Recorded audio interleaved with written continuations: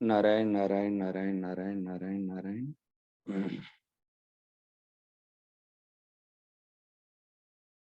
श्रद्धेय स्वामी जी महाराज जी के श्री चरणों में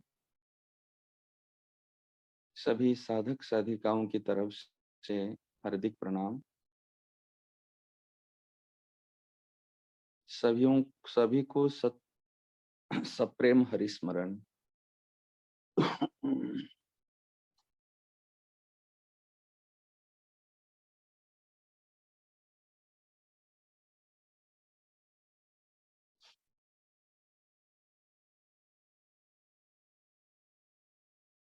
श्रद्धेय स्वामी जी महाराज जी ने कई बार सत्संग में फरमाए हैं,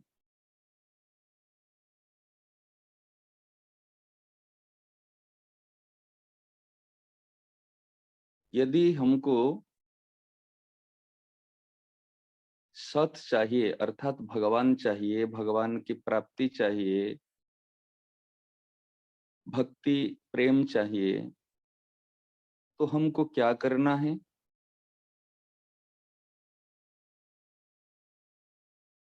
दूसरी बात, यदि हमको संसार से दुख, अशांति, आफत से, प्रतिकूलता से छुटकारा पाना है, तो हमको क्या करना है? कारण प्रत्येक व्यक्ति के मानस पटल में दो ही बात हर समय चलती रहती है।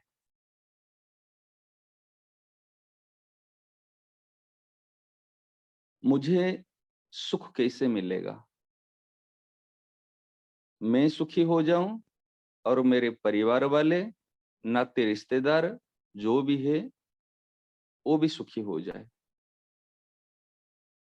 बहुत कम व्यक्तियों के मन में बात आती है सर्वे भवन्तु सुखिनः। नहीं तो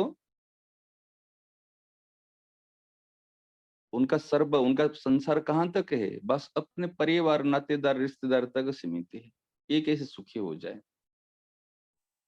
दूसरी बात मन में आती है, मेरा शरीर में, परिवार में और स्नेही जनों में जो दुख है वो दुख कैसे चला जाए? ये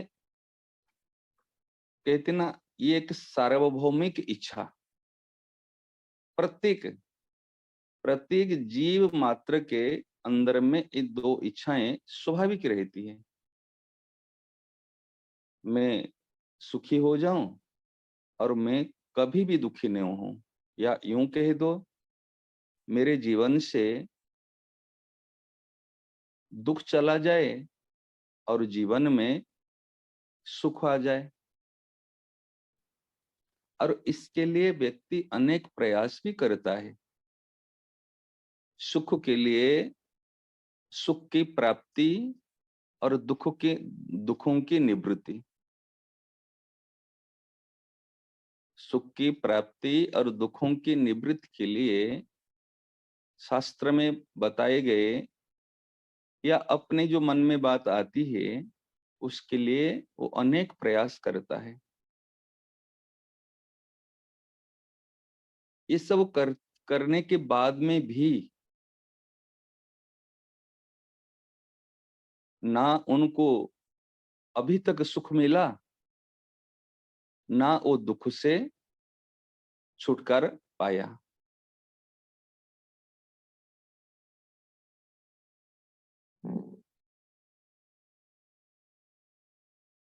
तो फिर क्या उपाय है इसके लिए? इसके लिए क्या उपाय है? महाराज जी ने जो उपाय बताए हैं, इस शास्त्र में बात आई है। ये मैत्रेय जी और विदुर जी के संवाद में, ये विदुर जी ने मैत्रेय ऋषि से पहले प्रश्न किए, सुखाय कर्माणि करोति लोक, ये प्रश्न किए हैं। ठीक ये प्रत्येक व्यक्ति के मन में ये रहती है। तो महाराज जी ने सुंदर उपाय बताए हैं सत्संग में।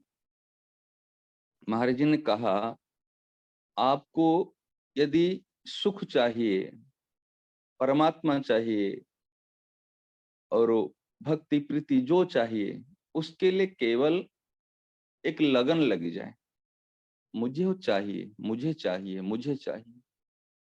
परमात्मा प्राप्ति की, भक्ति की प्राप्ति की लगन लग जाए, और जो नहीं चाहिए उसके लिए भी लगन लग जाए। मुझे ये नहीं चाहिए, नहीं चाहिए, नहीं चाहिए। तो स्वाभाविक एक लगन ऐसे होती है। लगन मतलब क्या होता है? लगन होने से हमारी सारी इंद्रियां, सारी प्रवृत्ति, सारी चेष्टाएं एक जगह पर केंद्रित हो जाती है। जब केंद्रित हो जाती है, हमको वो चीज की उपलब्धि होती है। जैसे किसी व्यक्ति को जल प्राप्ति के लिए कुआं खोदना है, यदि वो एक जगह पे वो खोदता जाएगा, तो उसमें पहले बालू आ जाए, पहले कंकड़ पत्थर भी आ जाए, पहले और कुछ भी आ जाए लेयर में, जब खोदता जाएगा तो आखिर उनको जल मिल सकता है। यदि कभी यहाँ कुछ समय, फिर थोड़ी देर के बाद में दूसरी जगह में कुछ समय, तीसरी बार फिर तीसरी जगह में वहां कुछ समय, इससे खोदता रहेगा तो उनको कभी भी जल नहीं मिलेगा। तो लगन होती है हमारे सारी प्रवृत्तियों को एक जगह से केंद्रित कर लेना, हमको चाहिए, ये लगन। महाराज जी ने ये बात बताए हैं कि नारायण हरि लगन में ये पांचों न सुहात, विषय भोग, निद्रा, हंसी, जगत प्रीत और बहुबात। तो जब हमको ये लगन लगती है तो स्वाभाविक ये चीज सुहाती नहीं है। निद्रा सुहाती नहीं, बहुबात सुहाती नहीं, जगत प्रीति नहीं सुहाती है, ये स्वाभाविक है। तो मूल जो इच्छा है, मूल जो भाव है, हमको ये प्राप्त हो जाए और हम इससे निवृत्त हो जाए। तो इसके लिए केवल केवल हमको एक उत्कट अभिलाषा, जिसको कहते हैं लगन कह दो, उत्कट उत्कट अभिलाषा कह दो, उत्कंठा कह दो, एक जिसको कहते अंदर से एक मांग है, आवश्यकता है, एक अंदर से चाहते हैं भाई मेरे को ये प्राप्त हो जाए और इससे मेरे को छुटकारा मिल जाए, ये मिल जाए और इससे मेरे को छुटकारा मिल जाए। ये है ये सबसे सरल उपाय है, श्रेष्ठ और सरल उपाय है, जो कहते लगन। बस मीराबाई के जीवन में देखो, प्रत्येक भक्तों के जीवन में देखो, ये लगन हमारे पदों में भी आया है, जाही लगन लगी घनश्याम की। जिनकी घनश्याम के लिए लगन लग जाती है, उनकी दशा क्या होती है? और कुछ भी चीज सोचती नहीं है, केवल केवल प्रियतम, केवल भगवान का प्रेम। तो इस प्रकार हमारे जीवन में ये लगन लगे। यदि कोई कहे महाराज जी लगन तो हमको हमारे लगती नहीं है, तो महाराज जी ने कई बार कहा कि अरे भैया लगन अगर नहीं लगती है तो लगन की तो लगन लग जाए, अर्थात अगर भूख नहीं लगती तो वैद्य के पास हम जाते हैं, भाई मुझे भूख नहीं लग रही है, तो भूख की तो भूख लग जाए। तो इस प्रकार हमको लगन नहीं लग रहे है, लगन कैसे लगे?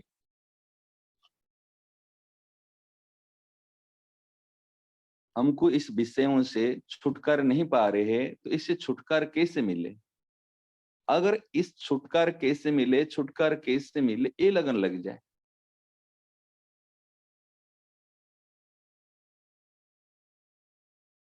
इससे काम बन जाएगा। तो इसके लिए हमको करना क्या है?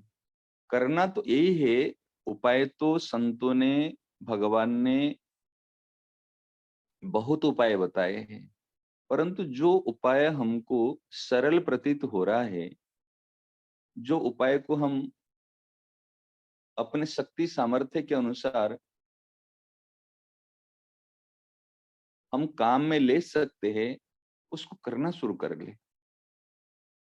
और सबसे बढ़िया बात है, यदि हमको यहाँ तक समझ में नहीं आती है, भाई लगन है और छुटकारा पाने के लिए ये जो ये बात है अगर समझ में नहीं आती है, जितने जो बात हमको समझ में आती है, जहां तक हमारी दृष्टि जाती है वहां तक चलना शुरू कर दे।